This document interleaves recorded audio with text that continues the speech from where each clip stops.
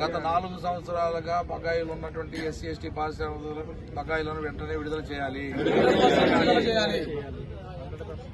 ఇంకొకరు నెక్స్ట్ ఇంకొకరు ఇవ్వండి. ఎస్సీ ఎస్టీల సబ్సిడీలను ఎస్సీ ఎస్టీల సబ్సిడీలను వీడియో కోసం వీడియో ఎక్కడేం చూసుకోవచ్చు. ఫ్రంట్ వేసుకోవడానికి ఇదేంటి అది ఎవరు పట్టుకోలేడు ఆఫీస్ వాళ్ళు పనులు చేసుకోవాలి.